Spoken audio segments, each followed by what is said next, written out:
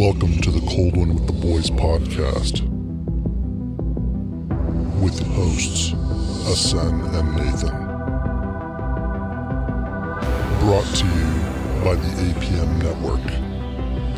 This is episode 28, titled Budtender to the Stars, with special guest DoodyBeard.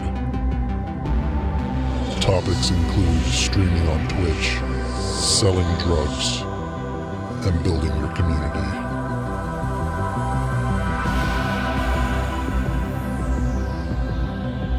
Enjoy the episode.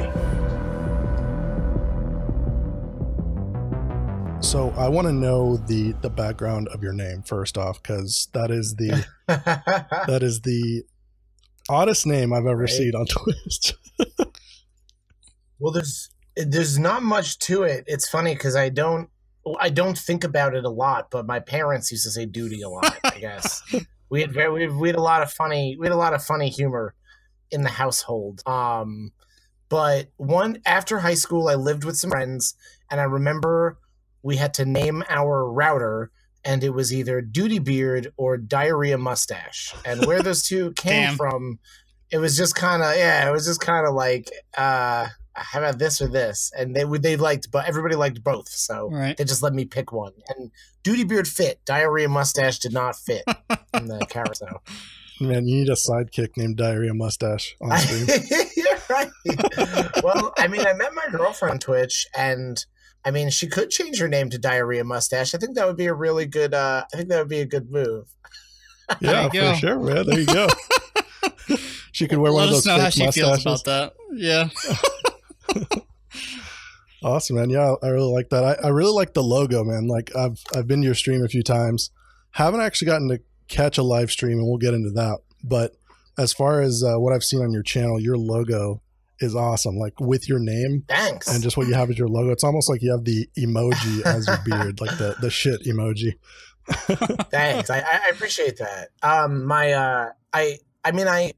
I grew up in northern New Jersey. There was such a band scene and flyers, and I speak in very bad sentences, by the way. Good, dude. A lot of designers, a lot of photographers and graphic developers, and this was in the early 90s, in the late 90s. So it was like, kind of like a thing, and so one of my friends who lives close by, I knew he's really good at this stuff, and I just hit him up and I was like, hey, this was right when they announced affiliate. I was like a day 2 invite for affiliate. Because I've been streaming like a year or a year and a half before that, I guess. So I knew he was really good. I asked him to take a logo, and then a week later he was like, okay, let me know if you like this. And it was beautiful. It was so cartoony and so professional and sleek. And he says, okay, I just want to admit, I've never done a cartoon before, and this is obviously my first experience with Doody in the title, like everything. But yeah, he's good. Mike Ambrose, he's really good. I have him kind of on retainer. I pay him like a bunch a year to give me like seasonal logos. Like you'll notice they're going to start to change with like holidays and Halloween coming and everything.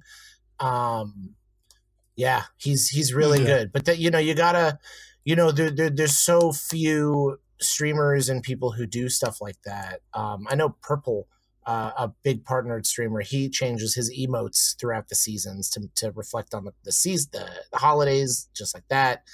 But yeah, you gotta keep moving. You gotta keep moving forward. You can't expect to, do the same thing every night. And that goes as far as outside your stream, as far as your cosmetics and everything, Yeah, absolutely. Yeah, I mean, just overall from, watching clips and videos of your stream, you have a lot of stuff going on in your stream, and it's all art that you've gotten done. I'm guessing by this guy, he does all of it. I don't know if he done like the background of your stream and all of that as well. No, not really. Thank you very much. That's nice. You're saying a lot of nice compliments. I don't think I got to slip a thank you in there yet. No problem. A lot of it is like the pizza gifts, or they're just internet gifts. I found one that I liked, and then I found this one with Obama dancing on a pizza, and I was like, well, I really like that one. So I just made a slideshow of all of them. Now I just get to pick all of them. All the graphics, like in the top left above my chat, is like, and it's my emotes. It's like me with giant teeth. That was just randomly made by just someone in chat, and I loved it so much that it became like this huge, you know, not a theme, but like a reoccurring symbol that you'll recognize. Like I tell people to spam it in raids, and then you have my weirdo face with a giant set of teeth in there on, you know, spamming someone's chat. You know, it's for TwitchCon. You know, like they'll be like, "Oh, wait a minute, that face, that weird face, I know that thing." But he makes my logos and my professional-ish stuff and my sub badges, and he helped me with my shirt the shirt design because he's a colorist. But everything else is kind of, you know, just, it's like I say about being in a band, and dynamic performance was always a theme about being in a band and how you set your stage. And there's a lot going on, and I'm working with it now because as time goes on, it's getting a little weird, but there is a balance and a science to it. Very, very, very much so. Yeah. No, go ahead. I mean, I haven't really noticed that.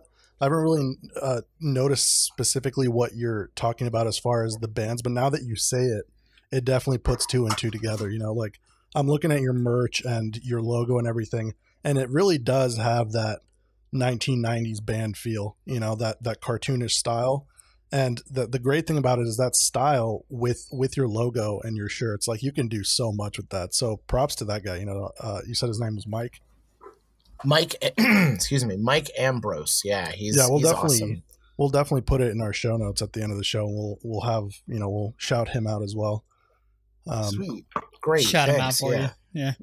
So I really enjoyed that, but yeah, to unpack what I'm talking about with the banding, being in bands before the internet kind of took over, before the, you know, that stuff with the music scene. I was at the end of that, been in a local ska band, local to tour, because we did go on a tour. We played a few pretty big shows. And my friend Mike, he was in that whole scene with me, being in a different ska band. Now, what is ska? Because I have no idea what that means. Oh, excuse me. Okay, so ska is it's an evolved form of music from reggae. It's pretty modern, like Real Big Fish of the Boss Tones play it, and the music is generally on the upbeat of the time measure. Gotcha. And traditionally, there's horns, and it's like reggae-ish feeling. But nowadays, it's nowadays it's hybrids with, you know, with every kind of music. There's metal, right? Ska bands. There's all sorts of them. So I was that for years and years throughout high school. And that was my Twitch scene. You know, it was every Thursday, Friday, Saturday, Sunday night, there were shows with 5 or 6 bands, or you could say every Thursday, Friday, Saturday, Sunday night, everybody went to the internet to watch these 5 or 6 Twitch streamers, because how people present their Twitch is different than back in the day, how all the DIY indie, you know, little bands were moving themselves and progressing themselves. There is literally zero difference. And except it's, you know, it's not, you're not a band, you're on the internet. Right. But besides that, how you do it and the progression, it's the same exact thing. In fact, last summer, 2 summers ago, I had access to backstage at Warped Tour, because I worked with a bunch of bands. Oh wow, awesome. Nice. So I went on stage and I just said, well, I mean, fuck it. Can I curse? I'm sorry. Oh yeah, absolutely. Oh yeah, absolutely. Fuck it. Damn hell boom. Just get it out there. I'm just gonna turn it on and stream, since I just found out about this app here. So boom, streamed. So I streamed Real Big Fish and Chunk No Captain Chunk and Sykes from right on the stage, the whole set. Nice. And yeah, there was nothing against it, because I had their permission. I asked them like after, like, hey, I streamed you. Is that okay? They're like, yeah, it's totally cool. So, okay. So the next year, then this is what the point.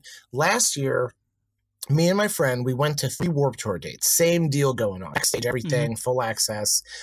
We streamed a little bit more, but we weren't quite into the IRL section, so we turned it off a bunch of times and turned it on a bunch of times. But the other thing that we did was we took like 1,000 stickers and we just went to all the lines and we were like, hey, would you like a free sticker? And, you know, the return on that was small, but it was something. Right. Right. So we literally went to Warped Tour to present, to advertise my Twitch, and it worked. It really worked. You know, like I had awesome. three or four people I can remember who came back from the stickers, but everybody was wearing a sticker. Everyone had the stickers. You know, it was great. It was totally exactly what I wanted. And, you know, you gotta, but that's what I'm saying with the band scene. You present yourself and you put yourself out there like the band scene. You present yourself on your show. And if you want to make it dynamic and huge, like some local bands will make their show like a huge stage show, the return and the people who will want to come back will just be huge. It'll be huge. So so in a year from TwitchCon, less than a year from TwitchCon, me using that dynamic to make my show bigger from a band's perspective has shown a lot of success. Yeah. So huge tangent. Excuse me. I do. Oh no, you're fine. Dude, Man. that's fine. That's what podcast is all about. Yeah.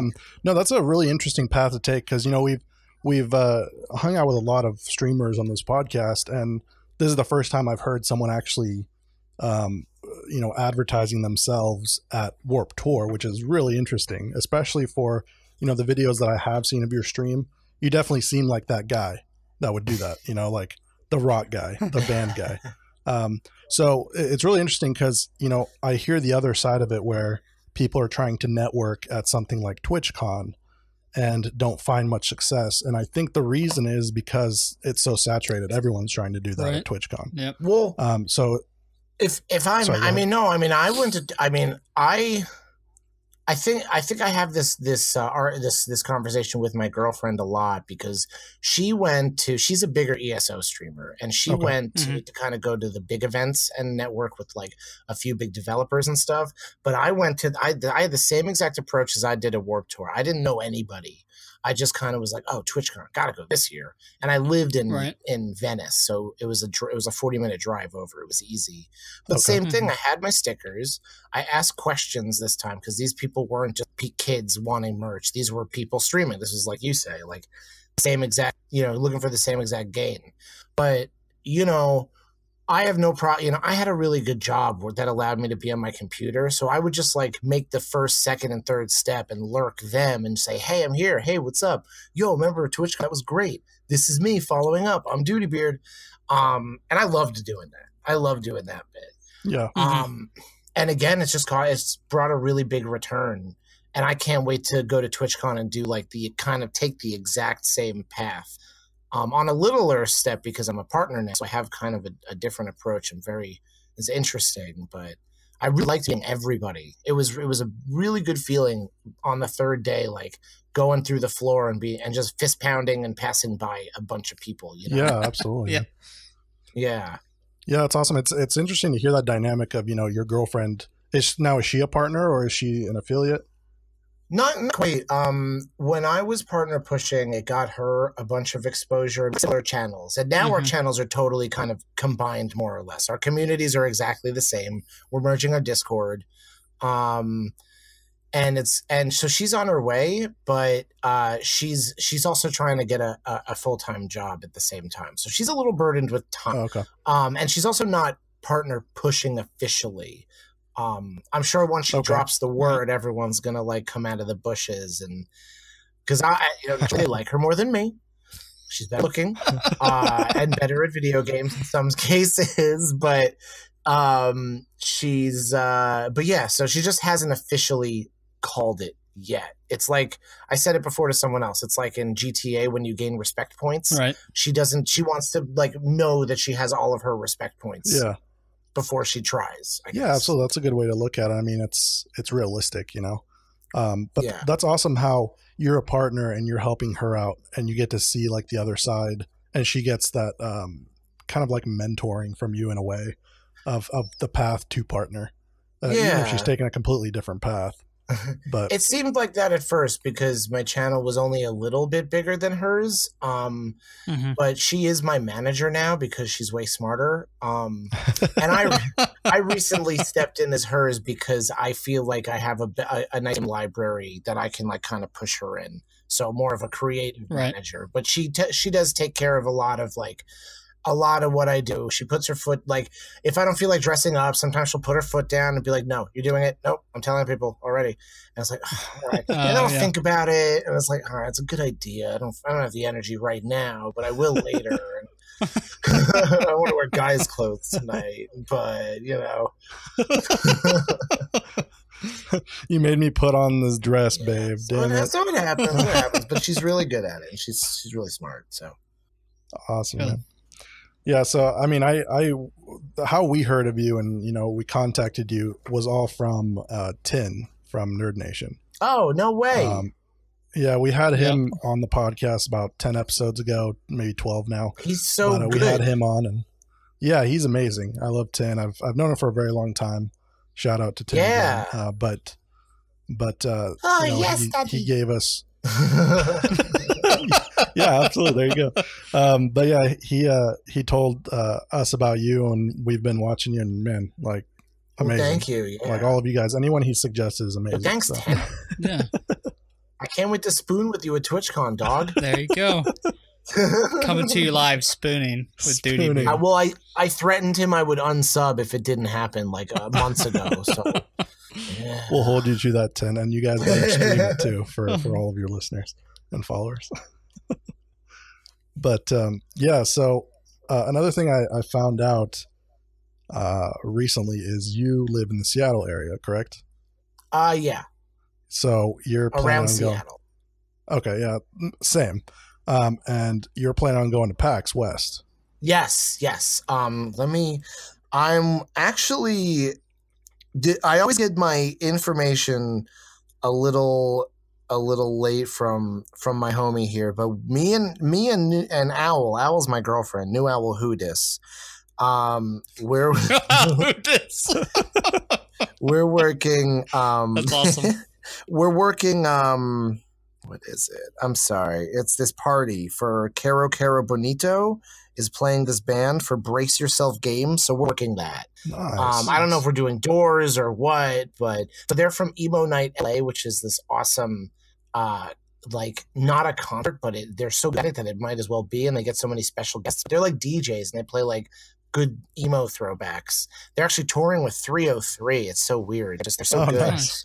So we're working their party that's going on at PAX. And I mean, I asked him like, so should we get tickets? He goes, no, man, I got you. So yeah, we will be there all weekend. I don't know when exactly the party is, but we'll be there too.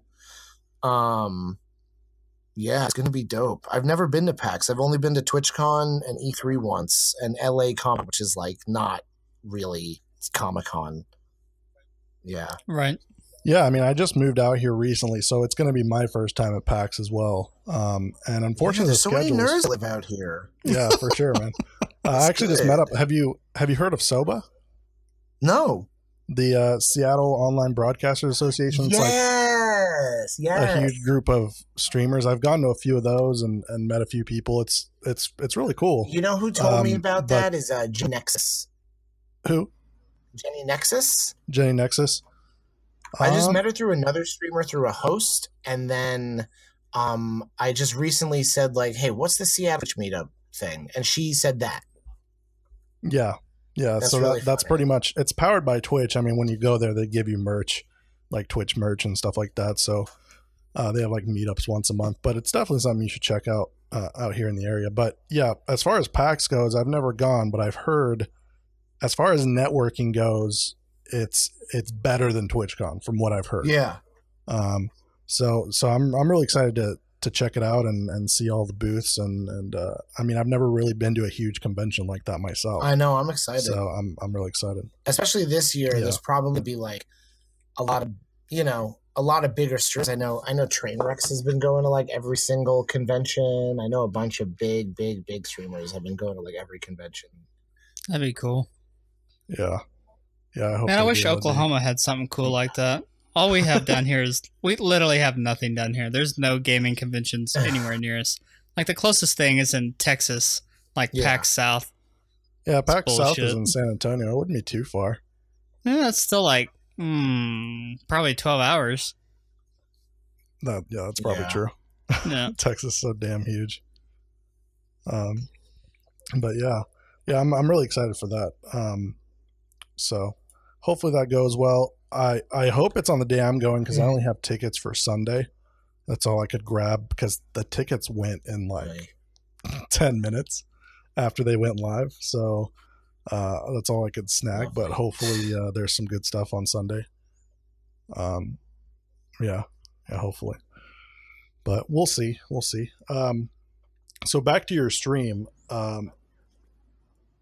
I'm going to keep complimenting it because I like it. So I love very much. The intro of the stream, dude. Like when you come on stream, just the entire like animation of what's going on, and then how it opens with that play button, almost as if you're watching like a VHS. And then like you're pressing play on a movie. And then after that, it goes into the Disney. You have the whole Disney thing with DoodyBeard, hey now, under it. That's awesome. Thank you. Yeah. Is that any like that plus the Stranger Things intro? Are any of those things like? Has anyone ever come to you like with copyright issues on stuff like that? Well, as you know, I'm a known parody artist. I did not know you can't that. See me. You can't see me winking. I'm winking.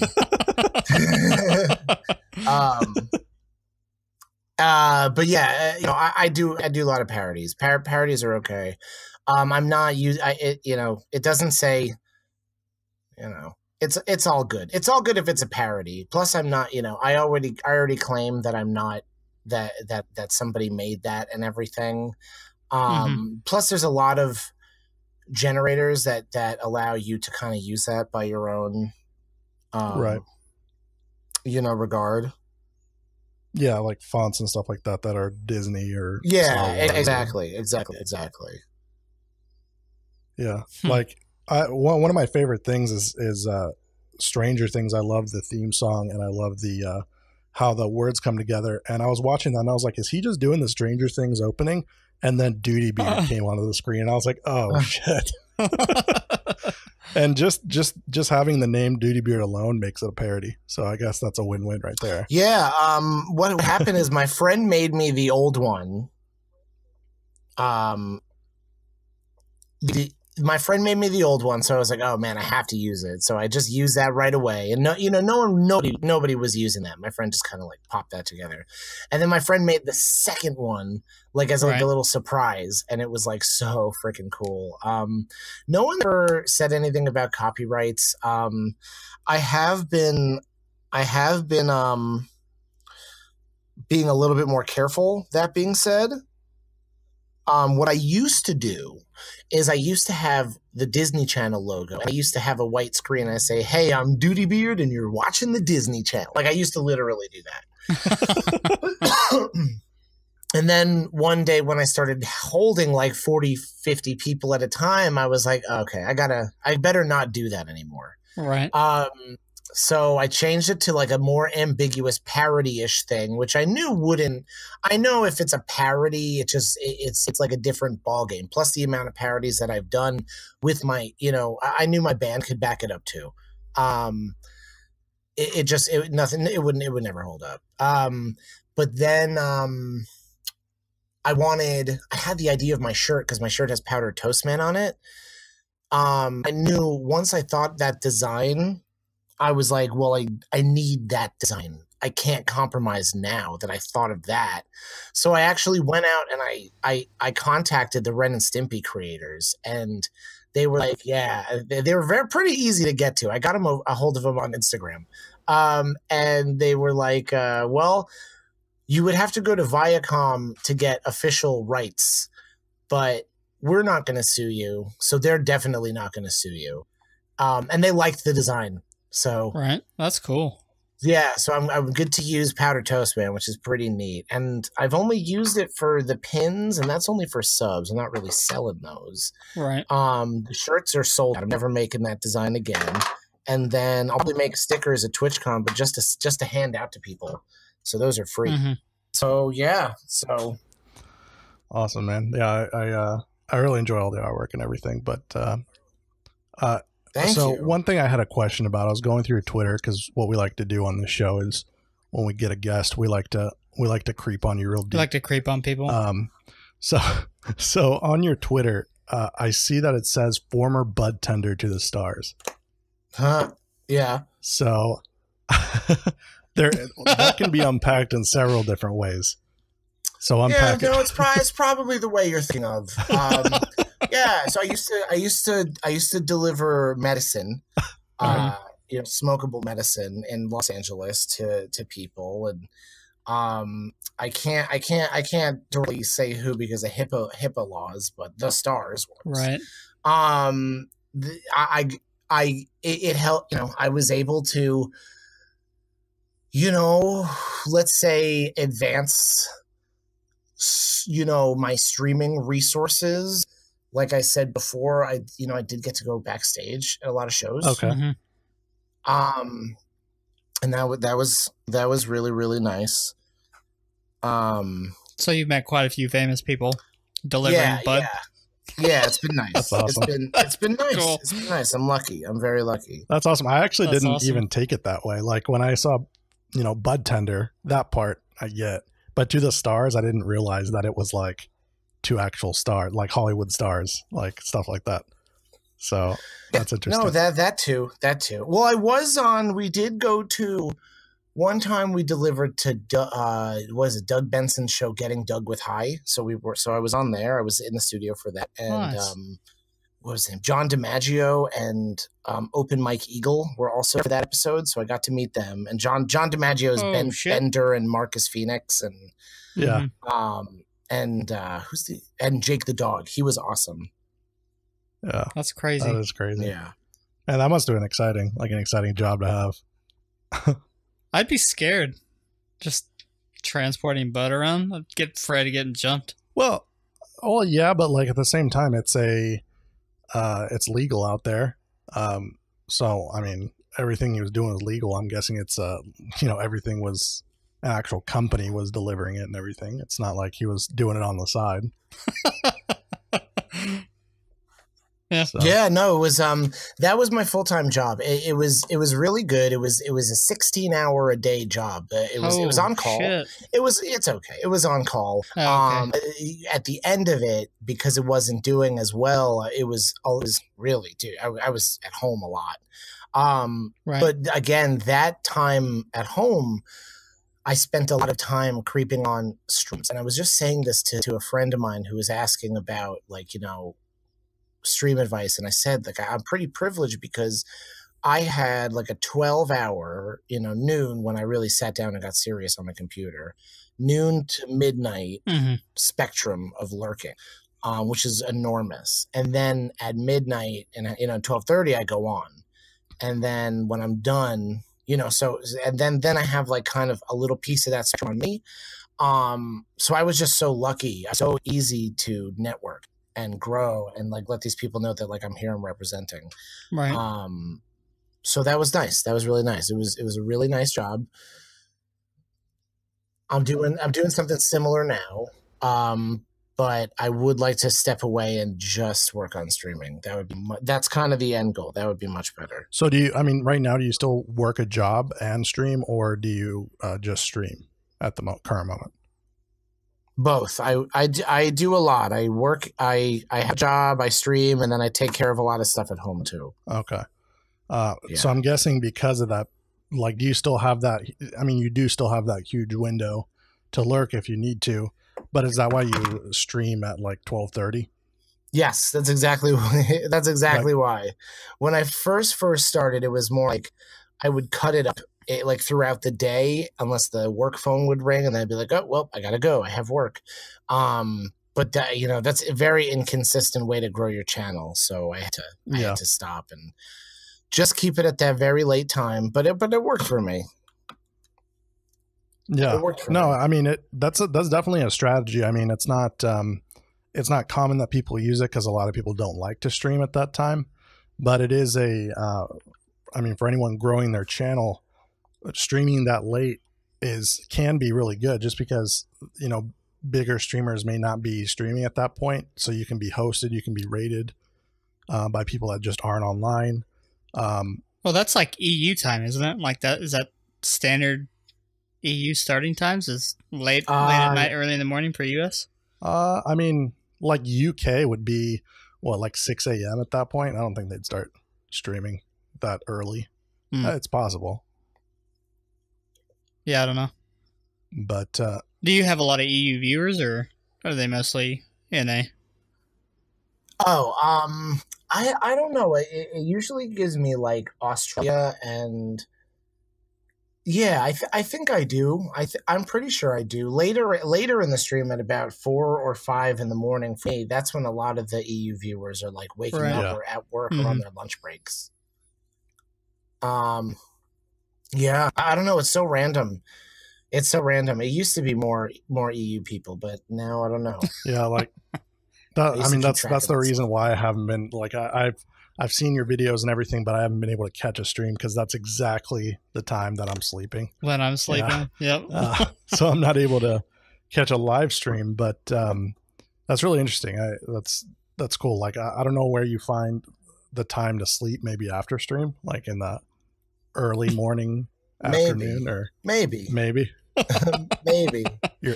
Okay. I have I don't know if it's my bosses that adjust my schedule because they could tell I'm tired. I think they did that in the beginning because they were scheduling me at 8.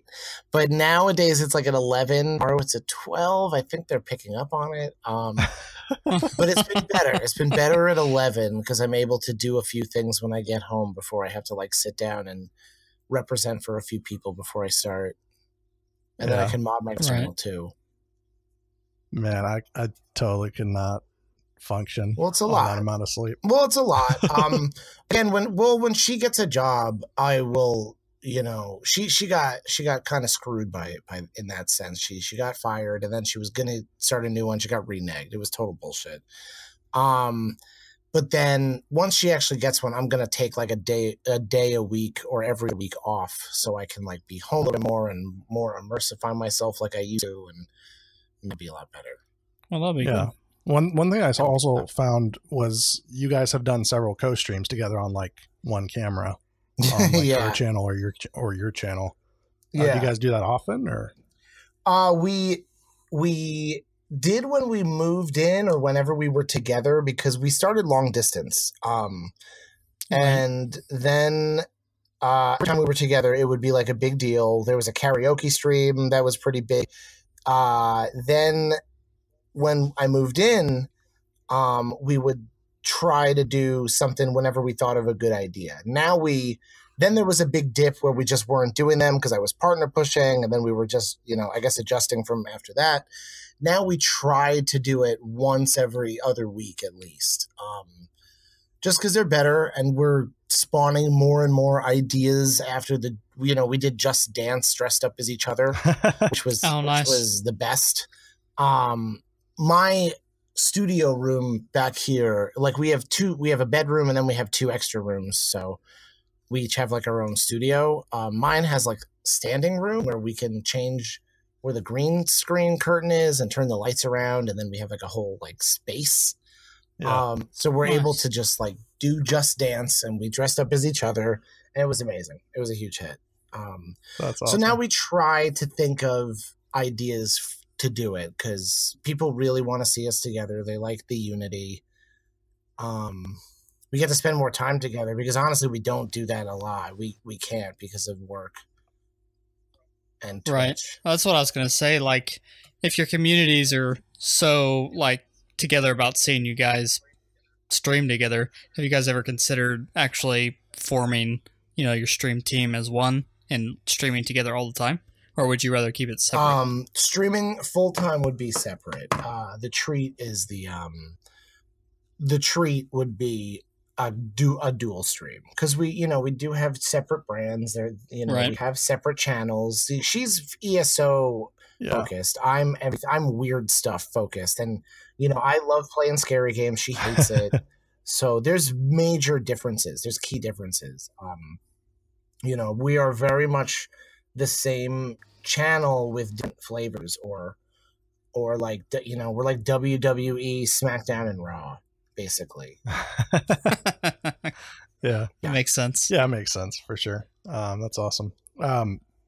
So on your stream, back to your stream. So the videos that I've seen, like every video I've seen is a different game. So obviously you're a variety streamer.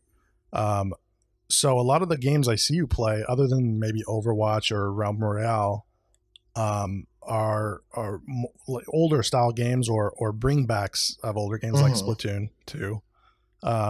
Do you typically stick to retro games, or what do you enjoy playing the most? Well, I started streaming because there was a Smash Brothers streamer that I really liked, and I didn't know anything about Twitch. I saw Twitch Plays Pokemon one day because it was on Reddit, and I was like, oh, haha, this is cool. Twitch must be the what the fuck was I saying? Twitch must be like the website that you go to when you do something like this. I didn't think to click on anything else.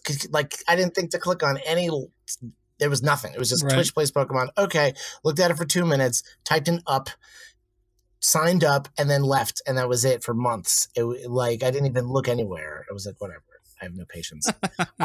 Then they announced Smash 4. Right. So I started playing Smash Brawl again, and somebody on the Reddit was just pulling clips from this one streamer, one for one, and he had, you know, there is so much DoodyBeard. There's so much of him in my channel. Hold on, I got to drink some water real quick.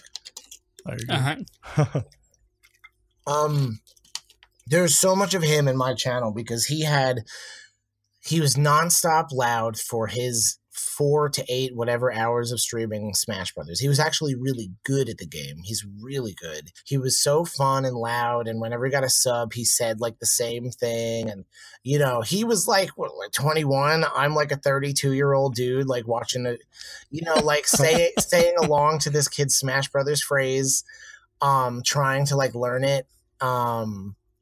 And yeah, and I thought I was like, man, I guess I could do this. I don't know if I'd be good at it. I was good at the game alone. Then I figured if I got a PlayStation, then I could just stream off of that and be, you know, the next big thing. But it's not. So eventually we got a PC. I did Smash Brothers. I was real stressed out about it, but Smash Brothers is my favorite. And then eventually, when October came around, someone bought me Five Nights 2. And I said, like, that's the game I would never, ever play. When I started, I said, that's the game I'll never, ever play. It's stupid. I think it's stupid, and it's just jump scares, and I don't want to get jump scared at all, and I will. But someone bought it for me, so I had to play it. And I, like, loved the fuck out of it. There's one clip of me sitting next to my friend, and I get scared, and I scream so loud. And it's a very underrated clip for me because it was not a lot of people watch for my scary stuff, but I just scream so loud. And yeah, ever since then, I've loved the weird horror games, especially now that he just put out Ultimate Custom Night. Have you seen that one? Five Nights Ultimate Custom Night? I haven't, no. It's every single Five Nights like combined into one, and not even just like you have the whole left side of the keyboard is your buttons, and it's so confusing. And it fucking punches you in the brain sometimes, and it's like, stop, you don't know, you can't do it. It's horrible, but it's like it's the best. It's literally the best. And those weird indie scary games that just don't make any sense, it seems, are the best because the lore on those are like really there's a lot of reasons why I like those. Yeah, that's awesome. I really enjoy watching like horror streams. First, I do like the games. I like horror games, but I definitely like seeing the streamer get scared. It's a comedic time, you know, in a person's stream when they're getting scared and screaming and stuff like that. So that's awesome. But that's interesting that you started streaming, you know, being interested in Super Smash Brothers. Like, I was really into the quote unquote Smash scene for a while. Like, have you seen the documentary on YouTube? I know I've talked about it before on the podcast, but Have you seen the Smash documentary? Yes. Yeah, like the one on YouTube. So when I watched that, I was like, man, that makes me really want to get into it. So I did for a while, and obviously Melee is still huge in its own right. Yeah. Pretty crazy. On being a game. Yeah, and now, the new Super Smash Brothers just got announced from Super Smash Brothers Ultimate for the Switch. So it's probably going to bring people back, but at the same time, I hope they make it competitive like Melee was. It'll be competitive, I'm sure. I'm sure it will be because Brawl was competitive. Too big of a tournament game, yeah. So was Smash 4, but at the same time, they were slower paced than Melee, and that's what made it so competitive. It was just the pace of the game itself. But that's awesome. Yeah, I really like the Smash games, and I'm excited for the new one. Yeah, I'm super excited for the new one. I'm excited because even though I'm not, I mean, I guess I'm okay at the game, but even though I'm not like super pro at it, my people are pretty excited to see me play it. And I know, and I'm pretty much only going to play that for a while. I'm just pretty damn souped for that game. I just know it's going to be an uptick. I know the category is going to be popular. I know I'm going to be playing it a lot. Yeah, I know it's a good one.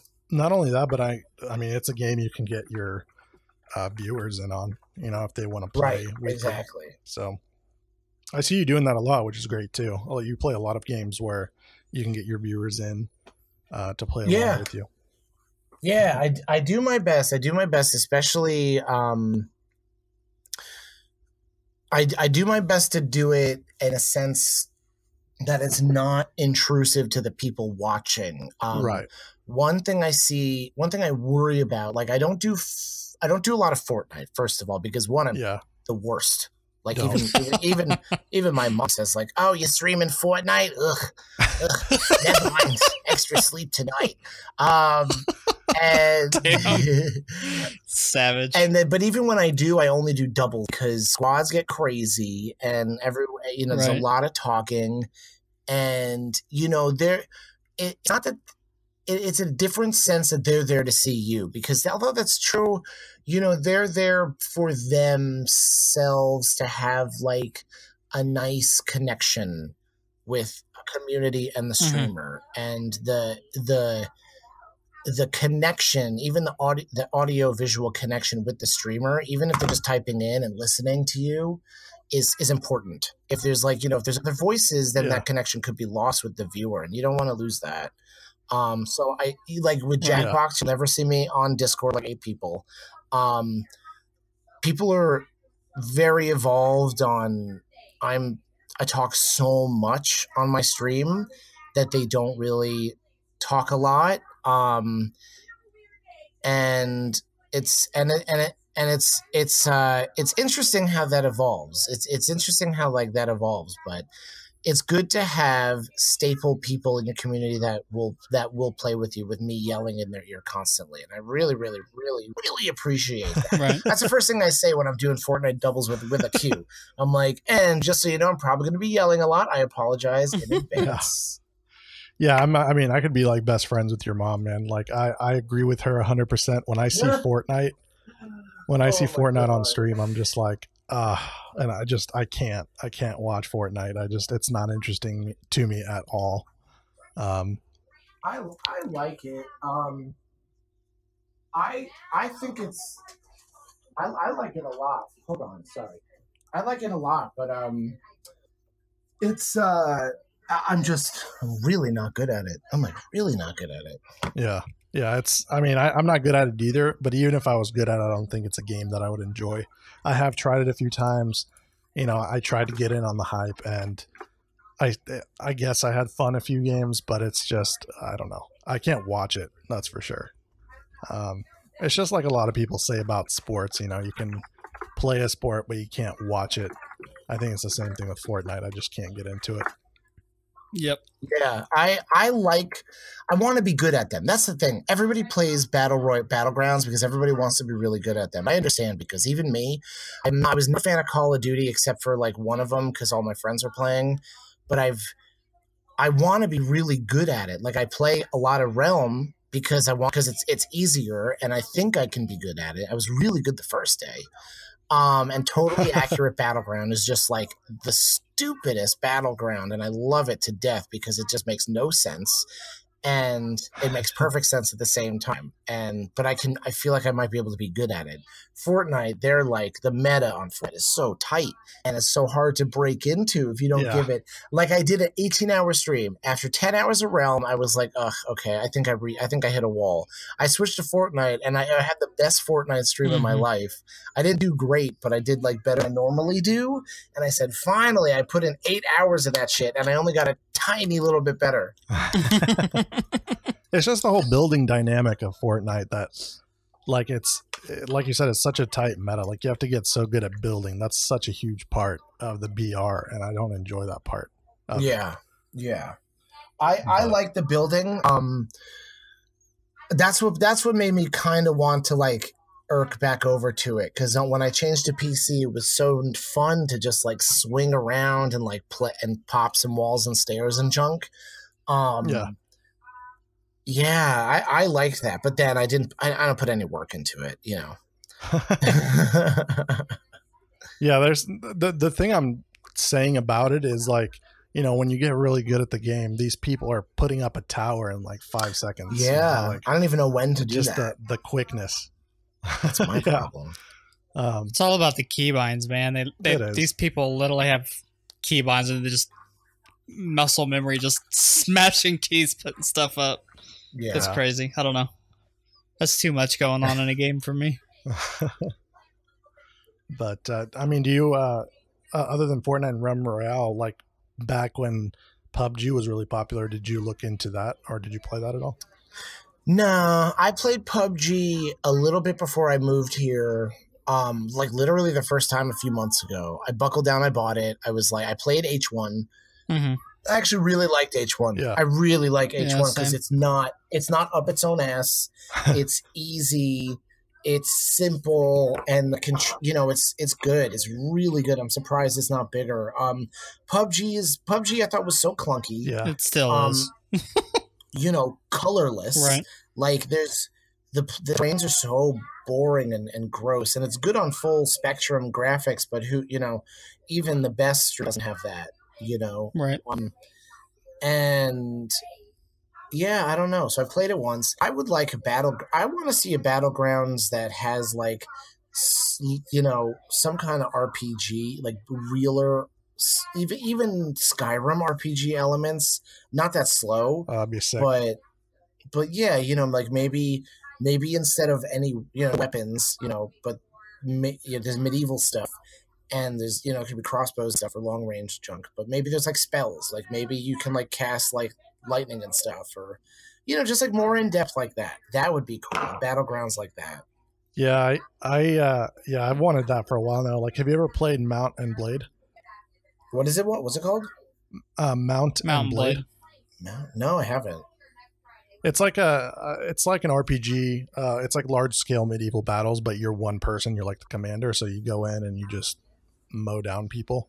It's very realistic medieval combat. Oh, that's dope. And I've always thought that, like, ever since BR became a thing, battle royales, I've thought, like, man, it'd be cool on a large map to just like go around. You don't drop for a plane, obviously, but right. You go around and you pick up medieval weapons and you like go to town and you just start, like you and your squad go around and have like fights with other people. That'd be pretty dope. That's dope. Yeah. That would be fun. That would be really dope. You know what? One battleground that died so fast, and I really wish it didn't because it had a lot of potential, was Radical Heights. Oh yeah. Yeah, I tried that. Radical Heights was, I thought it was amazing. I can't believe a free battle royale just died like that, and they just let go of the servers. I just compare Totally Accurate Battlegrounds. Like, that game is. Have you played Totally Accurate Battlegrounds? No.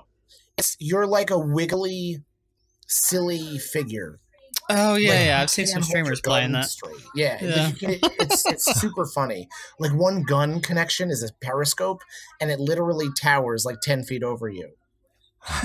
It's super funny, and it's like excuse me, you start on the ground, you launch yourself up into the sky and back onto the ground and then you like, you know, when you land, you like your head's caught in the ground, you pull it out. It's a little broken. Like one time my character flew up into the air super randomly. It's hilarious. It's just super, super funny. But then all of a sudden the circle comes in and it's like a creepy, like floating pillars that slam down to the earth and they close. And it's super creepy and like a super hilarious game. And I love that. That's like that's the best, maybe one of the best aspects of the game is the circle system. Yeah. Yeah. I played Radical Heights a little bit and that one was interesting. It was like, it was almost like it was made like a retro game. It was so good. Yeah. With the bikes and it was all 70s or 80s. It was all just, it was really interesting. But when I actually played it, as far as the gameplay goes, I felt it was a little clunky as well. Definitely. Yeah, same with PUBG. PUBG is clunky as hell, and man, they just can't optimize that game enough, right, to play correctly. But I'm really looking forward to Battlefield 5 because they are coming out with a Battle Royale mode, and I think if anyone out there can do Battle Royale justice, I think it would be Battlefield. Like they're just the masters of large scale battles like that. They have all the tools they need, and if they can just make a BR game, it would be amazing. So I'm looking forward to that. Fingers crossed. Right? Yeah. Fingers crossed. But anyway, we pretty much already burnt through an hour, man. So I'm gonna go ahead. That's crazy. That was already an hour. Shit. Yeah. It goes by so fast. It goes by pretty fast. So basically how we close out the show is we just ask a random question. Okay. And then from there, we'll close everything out. But our random question we have for you is just, what is your favorite cartoon show growing up and why? Oh man, that's a hard one because I like about every cartoon. Okay, I mean Ren and Stimpy, because I'm a Ren and Stimpy kid. Right. But I mean, I loved Doug. Hell yeah. And I like Disney. I'm a rare kid who likes Disney Doug, like the brand spanking new one. But that's for another podcast. Right. But Doug, I think a lot of people on Twitch as well can personalize with, because Doug gets in his own head and he personalizes himself with every situation, and he, he's a nerd and he romances and he just like has desires but he's in a nice community, which is what everybody in our universe at this point is everyone's like kind of like really good buds. We all found our buds. I loved that. It was just it spoke to me on so many levels, Doug. But I liked every weirdo. That was a good cartoon that came out, like Liquid Television and Beavis and Butthead, and and then like Two Stupid Dogs. I had to watch something that nobody watched, obviously. Right. Yeah. Keep my coolness. Yeah, like Doug, for me, like I didn't enjoy it as much comparatively to what else was on at the time. Yeah. I know growing up, like as a kid, I watched a ton of like Popeye the Sailor Man, Tom and Jerry. Like anything on old Cartoon Network was amazing. And then of course, in the Nickelodeon Disney age, I watched, obviously SpongeBob, even though that's a little, is that even still going? Are they still making episodes for that? SpongeBob. Oh yeah. SpongeBob is still going. Yeah, I'm sure. Like I watched like the early episodes of that, Rocket Power. See, that's where I cut off Nickelodeon. I didn't cut them off, but I just wasn't watching them as much. I think that's when I started being in bands, maybe. Yeah. Freakazoid, I always forget about Freakazoid. Freakazoid was probably the best cartoon that was like ever made. Yeah, I really enjoyed Freakazoid. That was a really good one as well. And obviously, when I was younger, like it was just that old style, DuckTales, Wacky Races. Oh shit, yeah. All those were great. Probably my favorite one was Tom and Jerry. I don't know why I like that show so much, but it was funny. Like it was the first like experience I had with dry humor, where there's like no talking, and you just watch this fucking mouse run away from this cat, and this mouse out with the cat. It was hilarious. I still enjoy watching it. Like I'll randomly see it at, at a store or something on the TV, and I'll just sit there and watch it for a few minutes. Yeah, that's a good one for sure. Anyway, Doody, I had a fun time, man. I hope you did as well. Yeah. Hey, thank you so much. This was so radical. Thanks for your time, guys. Yeah, thanks for inviting me. No problem, man. Appreciate your time. Now, if people want to reach out to you or check out your stuff or follow you on social media, how can they do that? They can see me at twitch.tv/DoodyBeard, DOODY beard. On Twitter, I'm DoodyBeard Live. And then my girlfriend, New Owl Who Dis. If I'm not on my channel, I'm on hers. H-O-O. H-O-O, like an owl would say. Who dis? Who dis? Awesome. So we'll have all that in the show notes for you guys to give DoodyBeard a follow. Make sure and check him out if you can live at 12:30. Yep. Pretty much. How often do you stream? Like what days of the week, so people know? Every day except Wednesday. Every day except Wednesday. Well, there you go. Yeah. All right. Awesome. Well, any last thoughts? A lot of small streamers. Okay. Yeah. Actually, don't take being a partner or an affiliate as a safety net. For a new streamer, try not to strive to get affiliate and then get partner. Just turn it on and don't have no expectations, because that's what it was before affiliation was announced. And I just thought today that I'd never really cared about my numbers. It was like, hey, I had a good day today, until affiliation was even announced. And I'm guilty to worrying about that number, obviously, super guilty, but that feeling is toxic and it kills you. So try not to use those make them nice milestones when they happen, but don't try to feed into them as safety nets, because then that's how they're gonna feel, and then you're worthless. Bust through them. Don't bump into the wall. Yeah, very well said. Yeah, I agree with that for sure. Thanks, dude. Thanks, dudes. All right, awesome. Well, other than that, guys, we will see you next week. Goodbye. Hey, you. Yes, you. Thank you so much for listening to the episode.